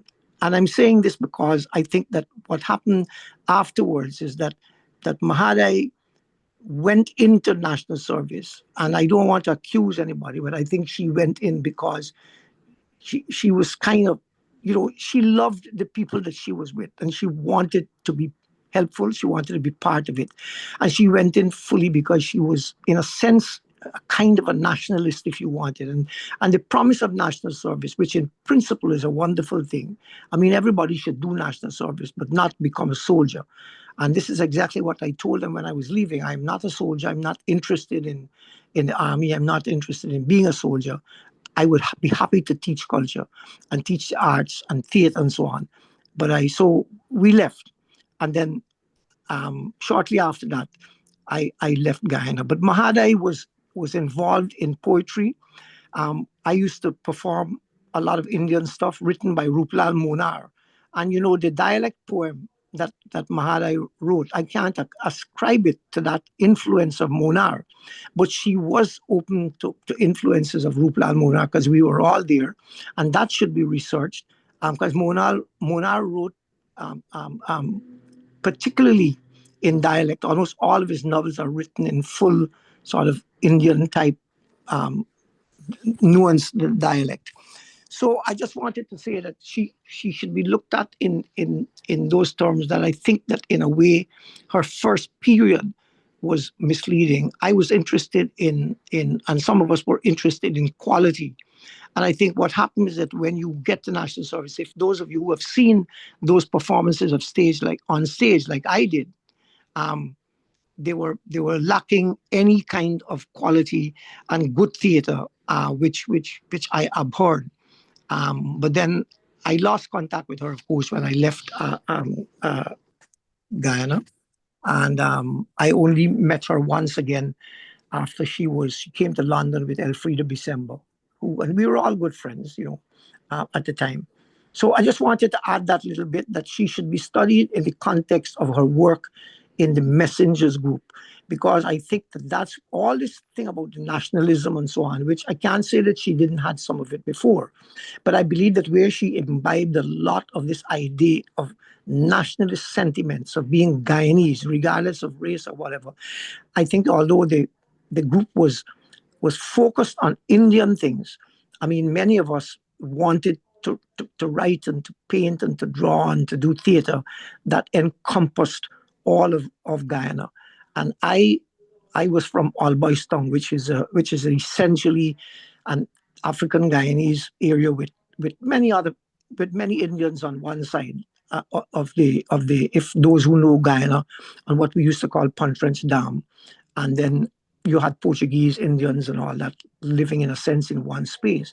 So my cultural sensibility was slightly different from people like Raj, who was particularly interested in the history of the Indian elements. And while I was interested in that, obviously, and I wanted to promote it, I wanted to promote the whole of Guyana. So I would study Mahadai. I'm more into the theater and arts and culture, but if I was to do a study, it would be looking very closely and interviewing the people. Now, unfortunately, Monar has gone, Gushka has gone, Gora has gone, but Raj's children are still living in Queens, and I know that some of them were in national service. I believe Varuna or one of the other guys. I'm not too sure how many of them were, but some of them are still there. So we should probably look strongly at that element. I also know that she knew Martin Carter and would have had conversations perhaps with Martin. So look at her work in terms of that. And Martin and Shana Yarden they knew each other well because Shana lived close to Martin. She lived down at the backyard in Light Street. So all of these things come together. If you look at that period, then I think her work would open up, not different, but similar to what a lot of people have said, because a lot of terrific research has been done. But some of the personal detail which have not been published might be quite instructive when we're looking at her work and assessing her work. I mean, I personally think that, like, I agree that her last two publications were fine. I think that the national service pieces were quite bad, to tell you the truth. And that's because of the way I viewed what it was being used for, not bad in itself, in and of itself, but bad because it was being used as a tool to be able to entrench a certain type of thinking and thought in Guyanese history and culture. So that's all I have to say. Thank you very much for sharing this. And Mr. Mutu, thank you very much. A very significant contribution. We really appreciate your perspective because you've had lived experience with her, and I can imagine how hearing about her life without, or rather her work, without looking at it in the context of her life experiences in the early days as you've opened up to us, must have brought you to share. So I want to thank you very much for doing that. We have Miss Janet Naidu, the Janet Naidu, with us, and I would like her to please unmute her mic and share with us.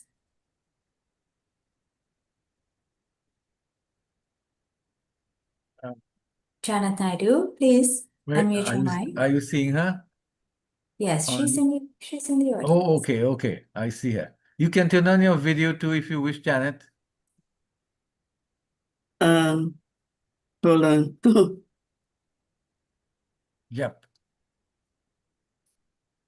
Thank you very much. I'm delighted to attend this, session honoring Mahadai as a writer and activist of Guyana, and appreciate all that have been expressed by everyone who presented. I'd like to share with you. I actually wrote it just the ease of time, so I don't have to rack my brains about everything. But I'll read from it. Mahadai and I first met in 1971 at the home of Rajkumari Singh. And at the time, there was a group of writers, dramatists, including Henry Mutu, poets, Ruplal Monar, and Elfrida Besember as well. Mahadai also was there. But at that time, Mahadai wasn't really writing. Rajkumari encouraged her to enter the Miss Diwali contest. And I used to accompany Mahadai to the Mahasabha so she can practice walking in a sari. And she's from East Bank, Demerara, where I'm from too. I'm from Covent Garden, and Mahadai's from Craig. So she had to pass my way to go to Georgetown. So we would meet up from time to time. During this period, Rajkumari was coordinating stage performances, drama, and Henry was involved in it.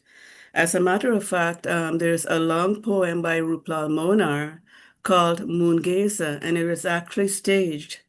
And some of the voices included Mahadai and Henry Mutu, as well as Rajkumari Singh and others. So there was that element of dramatic, cultural exposure that Mahadai had before she started writing. And Rajkumari she was mentoring the group. I used to go to the house. I was like a bit of a splinter on the side, but they were already involved, like Monar, Gushka, and others in that house. And I was very impressed. So I used to go a little bit more often. And then one day, she encouraged us to write 2 poems, or at least poetry, for a magazine, a booklet she was publishing called Heritage. So I'd like to share that Mahadai and I wrote our poems, and we had to take the printed version to Rajkumari. So she came to my house, and we both read what we'd written. And I do want to say that it was a longer poem that she had written, and I had written 2 small ones. And I believe this may be the first one, but of course, I'm not completely sure. But when I read her poem, I told her there and then how impressed I was with it. And off we went to Rajkumari's house. And as a matter of fact, I have the booklet. And in it are some pieces by Henry, by Mutu, by Rupal Monar, and so on. The poem is titled Mystery of the Night. And it's a poem that's really soft and gentle. And she's reflecting on night and what it means to her. And it was published in this collection, but I don't know if it was published elsewhere. And of course, in 1975, I came to Canada, so we lost touch. So all those years with Mahadai in national service, I didn't know her at that time. I was making my new life in Canada. But we used to communicate when she was in New York and just briefly when she was in Chicago. But when Mahadai was not well, she went back to Guyana, and I went looking for her. I couldn't find her, and then I heard she returned. She went to Barbados, and that was the last. But there is an early part of her life, and Henry has mentioned it, is that aspect of her creativity as it was emerging during her early years. And so that's really what I would like to say about Mahadai. Thank you so much. Thank you. Before you go, we've heard so much about her from all of you, but we haven't heard a single one of her poems. Would you mind reading that poem to us, please? The same one? Okay. It's a very simple poem, actually. Hold on. Yeah, okay. Mystery of the night. Falling shadows of the night descend so softly, so silently. Where I stand alone beneath these stars, I stare above, I study the moon, the stars, the trees, the night. Oh, night, who are you? A great black veil that hides the sky? A symbol of rest, of peace, of calm and placid thoughts? A friend of natural, unspoiled things? Preserver of this life? Night, are you a cruel force, a softer, darker mask, covering so much turbulence, so many hidden emotions, so much that seeds beneath veneers of sophistication and self-possession? What are you, night? A black curtain of mystery, enshrouding the foliage of the trees, embracing wild birds and beasts asleep in your hair, hugging to your breast the stalking midnight spirits and moon-drenched lovers, hiding nature's evils and yours so cautiously? I look at you, night, that lies below these studs of night, of light. The silver moon, the jewel stars, yet is raptured in the canopy, the ceiling of these lights, lending more magnificent to the jeweled bulbs of night. Wherein lies taunting shadows, oversized, reflection, frightening thoughts that haunt the child, the terror, the night, which stealthily creeps upon the day into darker hues and blacker shades of the night. What are you, night? Who leads men on to find your mysteries, your secrets, causing the young to be enraptured, to envisage your nostalgic romance, or to shudder at your deep, sinister meanings? And though we cannot penetrate you yet, you cause us to marvel, to exalt at the beauty you bestow to your helpmate, the moon, and the myriad stars, symbolizing a timeless union, an eternal beauty and tranquility. Thank you. Thank you.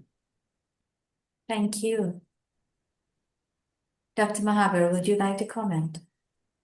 Oh, it's very beautiful, and there are all kind of symbolism and various interpretations of the moon.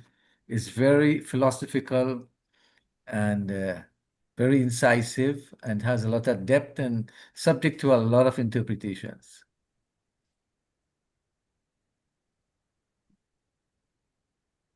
Indeed. Thank you. Kumu Gupta, your hand has been up for quite a while. Thank you for your patience. Please go ahead.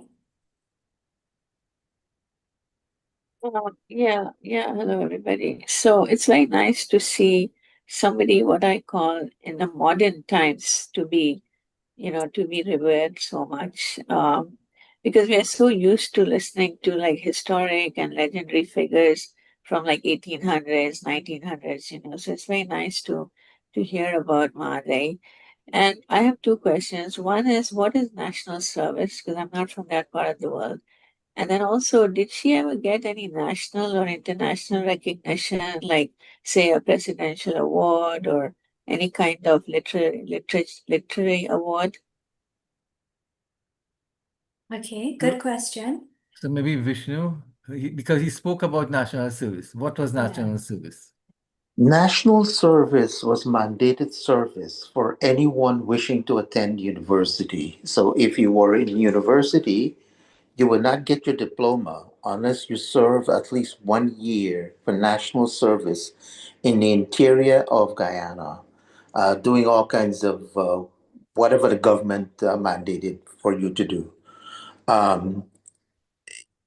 It over a period of time, it also became a requirement for all government employees. So if you were a teacher, if you were a civil servant, you were required to serve several weeks of national service. So it was voluntary. It was a voluntary activity, and you do whatever the government instructed you to do when you were assigned to national service. So you could be assigned to the interior of the jungle around the, whether it is at the border of Venezuela, Brazil, or Suriname, or anywhere else. Now, our Creighton mentioned Kimbia. Kimbia was one of the first, and Mutu mentioned somewhere of Suzdijk, which is going towards the Lyndon Mackenzie area. So, in theory, it was a good program that required people to serve their country, but it was a program that became very abusive, and it mandated people to serve in a program that they were not comfortable with, as Mutu pointed out when he went to go and join the service. He realized it was not something about nationalism. It was about propaganda, about joining the army to defend the Forrest Burnham dictatorship, and so on and so forth. So that was now Mahadai Das was indeed denied her diploma. She finished her degree in economics, as Creighton correctly stated, but she was not given the diploma, and therefore she had difficulty moving on to graduate school. how she managed to get her transcript and so forth. She, you know, this everyone would normally do in Guyana. You pay a bribe, you get your document, and she went on to study at Columbia University. One of the things that no one mentioned is that Mahadai Das was accepted, I believe, at the University of Chicago. She did doctoral studies in Chicago. She was not able to complete it because of funding. She lacked the financial resources, and her sister used to support her. I don't remember this as was in Guyana or in Barbados, but I believe Mahadai Das died in Barbados. I think Ravi Dev would have had some contribution to make to her going to Barbados. So maybe Ravi Dev did if we buy. can ask him to speak. Yeah, Ravi Dev did make some financial contribution, I think, for her trip to go to Guyana. Yes. Where is seeing Ravi, or did he leave? Yes, he's in the audience. Oh, yes. Ravi, you can Thank you unmute very much, and Mr. Bisram. turn on your video if you wish. Ravi? Yep. Yeah, I'm really happy to participate in this discussion of Mahadai's work. And I don't want to go on long, but I think Henry Mutu put everything together when he talked about her origin. As Janet said, she's from the East Bank, and they were poor people, very poor people, but she had gotten scholarship to go to Bishops. I'm just a bit older than her, and I was going to Indians at that time. And I know the circumstances, even though East Bank is not really deep country, you were seen as outsiders in Guyana, in Georgetown. And Mahadai had to grapple with that, and in one sense was taken in by the Rajkumari Singh's family, who were the torch bearers from the beginning of the century of Indian culture, such as it was in Guyana. And Rajkumari had a run-in with Dr. Jagan in 1962, and I think she was expelled from the women's arm of the PPP, and then gravitated towards the PNC. So when Burnham launched the National Service, which talked about getting all Guyanese together in one location, in a sense, to literally come together, because by that time, Guyana had partitioned internally. We are all the villages and everybody were partitioned. So Mahadai fell into a group, the messenger group, of which we have some members here, that already were in a sense given an orientation as to where we ought to be heading into this one Guyana, which sounds very good. But in reality, in practical terms, as Gora Singh, Rajkumari's son, told me later in New York, really was intended to promote Burnham's vision of what Guyana ought to be. So Mahadai was very idealistic in the beginning, and you can see that idealism in that first poem that Janet wrote, and I think we ought to publish that for a 17-year-old girl to write like that. And so in New York, I had founded a center in Queens where Mahadai would come. This was in the mid-80s, 84, 85, 86. And she would come. She was up at Columbia at the time, and we would talk. And it was therefore a time where she could reflect on what she had passed through, reflect on the idealism of her national service foray, where she was raped by one of the big ones, whom we have named in Guyana. It was never brought to justice. She wrote in a very idealistic fashion. When people really emphasized they came in ships, they really well felt that somehow she was more oriented towards the Indian cultural aspects. It was not necessarily so. The other poems, when you want to be the poetess of my people, she never said they wanted to be the poetess of Indians. So in that first collection, you will see, for all Guyanese, and she did believe like that, but her experiences in the rape and afterwards and at UG disillusioned her. So by the time I met her in 85, 86, she would reflect upon that. And she was very leery of getting involved with groups that were ideologically oriented. And in that sense, our work up in New York at that time, fighting against the dictatorship, Gora and myself and all of us, we were very ideologically anti-PNC. And at that time, there was the whole hegemony of Creole culture. And we saw Indian culture needed to be given that push. And I want to be very upfront here that I once spoke to Mahadai up at our center about lending her, giving her shoulder to that particular wheel. And she very politely declined that it was not what she was all about, and that she had come to accept that a poet or a poetess or a writer, a real writer, what they're writing has to be what V.S. Naipaul calls their excretions. It comes out of their very essential being.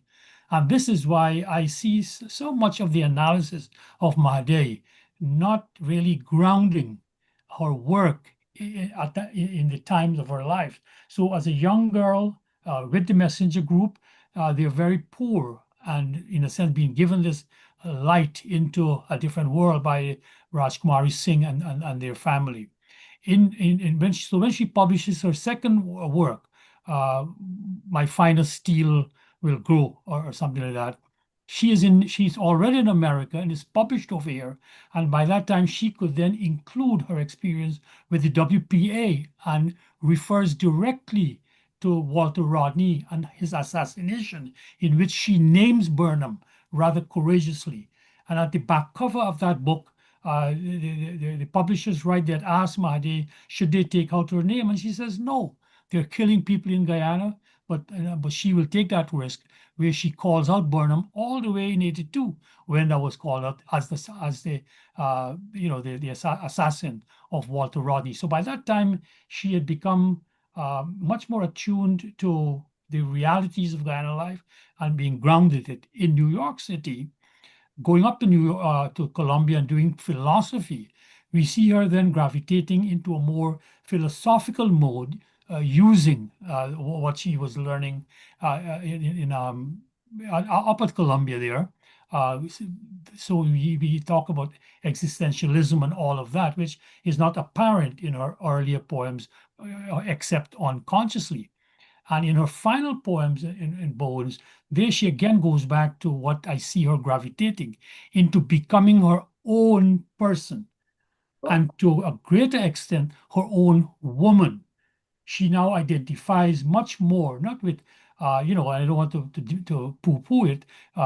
People like to put down feminism, but it was a necessary reaction to patriarchal hierarchy. And Mahadai suffered because of that and knows that. And in her work, her later works, she then deals with and confronts that.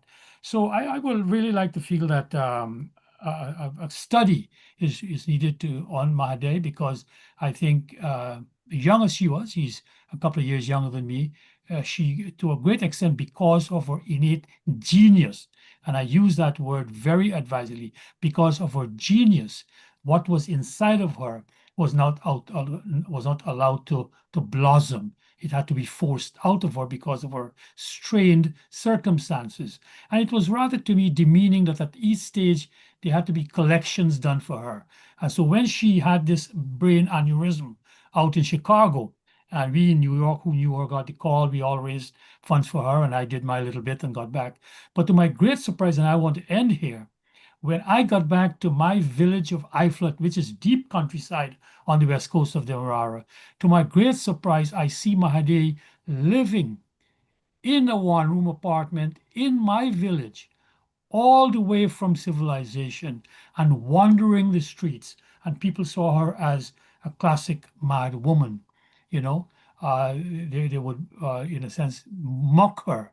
And Ian MacDonald, our foremost critic and poet, so called in the newspapers from that elite crowd, writes in one article as to how she shows up at his office, and he wouldn't see her. He wouldn't see her because he sees her as mad, and she goes and pounds on the door. And he writes, this person who is seen as this great representative of the artist, goes and writes that she hears this mad woman pounding on my door, as if she expects me to be able to publish her works. Of course, she expects them. It was people like MacDonald and Seymour and the whole National Arts Council that had published her first work that, in a sense, assured her that this was what it was all about. So I would think, and I agree with, I think was Mutu who said that her life is a tragedy, not in terms of any Elizabethan tragedy, but in the sense of how Hegel uses the word tragedy, that both sides have their goods. Both sides, in a sense, are fighting a just war. And so in that sense, Mahadei propositions and those whom she confronted, I think they both had their positions. And I think we need to evaluate that, and it'll do justice, I think, to Mahadei. Thanks for giving me a little time here. Thank you. Great. You're always welcome on our platform. We love to hear your analysis of everything. And I want to thank you very much for sharing. At this point, I think what I'd like to do is I'd like to invite Mr. Creighton again, as well as Mr. PMA Prasad, to please just add some closing comments based on the comments from members of our audience. Mr. Creighton?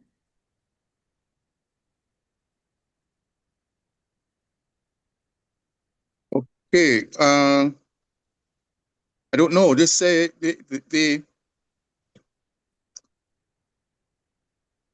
I just wanted to point out what I was describing as, well, first of all, her place among the leading poets of the country and what she basically focused on, and the ease with which people would compartmentalize, people would classify and categorize.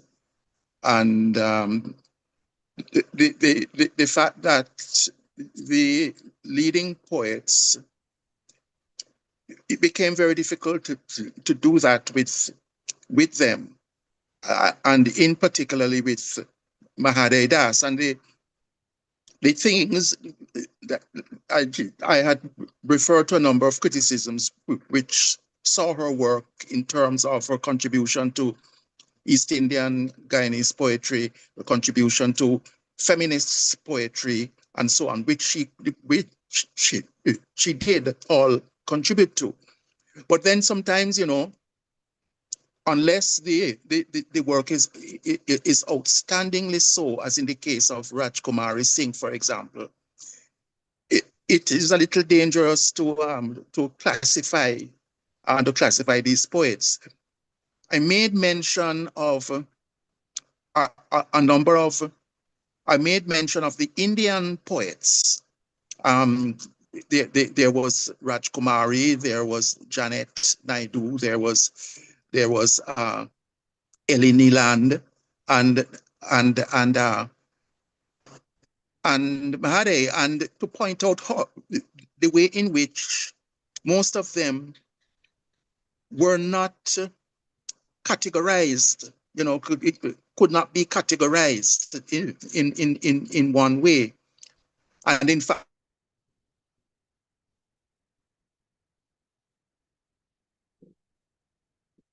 I think he has some internet issues. Yeah. And even when you come to, I did like Paloma Mohammed and again, who cannot be categorized in terms of their racial focus. But I make the point, not because Mahadai, well, in fact, let me put it a different way. Mahadai did contribute to the East Indian poetry, but it is a mistake to classify her in that way. And that is why I pointed to her later preoccupations when after she went to the USA, and where she wrote her best poetry, and poetry which appears in those two books, Bones and A Leaf in His Ear, and which is largely existentialist postmodernist, and so on. That kind of verse. She was very much into existentialism, and I think that that is where her focus is self-discovery, kind of self-discovery, and the kind of thing about existence. I just said I didn't prepare a closing statement, so that cannot represent a closing statement, but just a further additional comment. And that's fine. We appreciate that. Thank you. Before you go, Kumu had asked whether she had received any national awards. Can you say? Well, I don't know. I believe Pratamba might know. Pitamba. I cannot Okay. comment on that. Well, thank you very much. Pitamba, would you mind saying, do you know whether she had received any national awards? And further, if she didn't, do you think she was deserving of one? Pitamba, Pitamba, unmute. can you unmute your mic, please? Can you unmute, Pitamba? Yeah, just a while. Are you hearing me now? Yeah. Yes. You can turn on your video, okay, but okay. Yeah. Well, I can tell you this.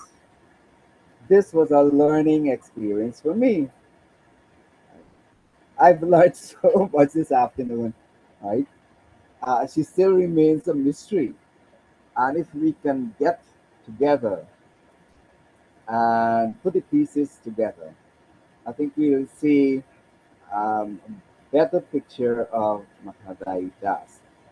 Now, as to her award or not award, I have not been able to ascertain if she was awarded anything apart from the crown, the beauty crown. But for her literary work, no, I haven't heard anything.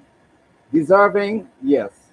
Now that we've gone through what we've gone through this afternoon, I think she deserves something. Thank you. Thank you for that. Dr. Mahabir. So, yeah, in my readings of her, she hasn't gotten any award. It is unfortunate, but I think we should look into her work and give it the value that it deserves. So maybe at conferences and so on, we can seminars, yeah. But one thing for a writer to be in an anthology is like an award. She been cited in a number of anthologies here and overseas. In fact, when she was overseas, she was in 2 anthologies, Common Grounds and another one, and in many of the local anthologies. And then for her to have one of your poems performed over and over and over again, that is some sort of award. They came in ships. I've done it numerous times, and it's a powerful poem to perform. So for a writer to be included in, some well-known anthologies is like winning a prize. But in fact, in fact, there was this publication, a publication published by People Tree, edited by a group of people that used her poem as a title. They came in ships. Oh, yes. And they came in ships. Well, up to now, it is still the most comprehensive and the most important collection of East Indian writing in Guyana, and with very good introductions by Jeremy Pointing. And they use Mahadai Das's poem, They Came in Ships, as the kind of title for that volume and as the title of the book. which Yeah. in a sense shows respect, shows a tribute to the value and the importance of her work. And in fact, that poem, They Came in Ships, is still one of the most important, one of the best known poems about the East Indian experience in Guyana. Rajkumari Singh wrote a number of them, but They Came in Ships, I think, still stands as one of the outstanding statements about the East Indian experience in Guyana. Mhm. So there you go. I mean, Yeah. her being anthologized, the name of that poem being used for an anthology of work by East Indians is indeed some sort of recognition by the literary world. Mm. And I could even say too that when People Tree decided to publish A Leaf in His Ear, it was largely because they saw the need to put in one volume her most outstanding poems, you know. So they took from Bones and they went back and took from some of the other poems and put them there because it was felt that it was important to have on record in one publication her work as one of the outstanding Guyanese poets. Yep, yep. Very well said. Mhm. Terrific. So thank you for that. We really appreciate all that you all have shared. Dr. Vishnu Bisram, Mr. Al Creighton, PMA Prasad, as well as Janet Naidu, Henry Mutu, Ravi Dev, of course.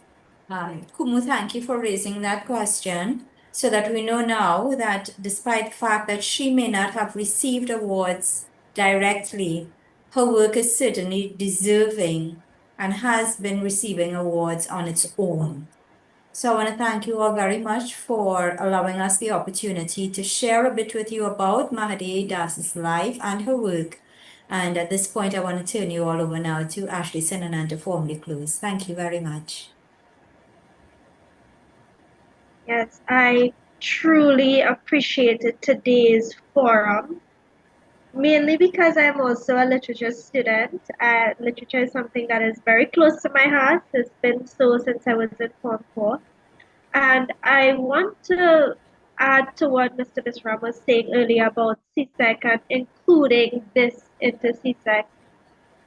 I think it should also be included at the UE level, particularly one of the courses, which is Caribbean women's writers. And I think Caribbean generally means people of the Caribbean. And I think that she should also be included as part of the teachings as well. I would have loved to learn about her. Seems to be a very intriguing person. Her poems are beautiful, like I have listened to Miss Janet and her poem. That was a beautiful poem, and I would have loved to study that at the UE level in doing Caribbean women's writers. I think she should have been included. I think she should have been studied. So I think there's more to do in terms of the education process, not just at CSEC and CAPE level, but at the UE level to be, including all of these people and making them a part of the study. So with that being said, I would like to thank everybody for being a part of today's forum, for taking the time to attend and participate. Thank you to Shalima for being a great moderator as always. And as was said earlier, this public meeting is being hosted by the Indo-Caribbean Cultural Center. Feel free to contact the ICC to publish your books. Remember that we are asking you to kindly give us your suggestions. If you give a donation, your name will be placed on our poster and all promotional materials. Please contact Dr. Mahabir for details. Our topic next Sunday will be the launch of Professor Betoram's book titled The Wisma Massacre. Thanks to our planning team led by Dr. Kumar Mahabir and Shalima Mohammed. Thanks to our IT consultants, Navin Mangal and Daryl Grantham. And thanks to Daryl again for designing the poster. Please like and subscribe to our YouTube channel and see our past recordings. And before we end today, Navin will play a short video for Mother's Day and to all our mothers attending and listening to this program. I am Ashley Sananan from Trinidad and Tobago saying thank you and goodbye. Dhanyavad.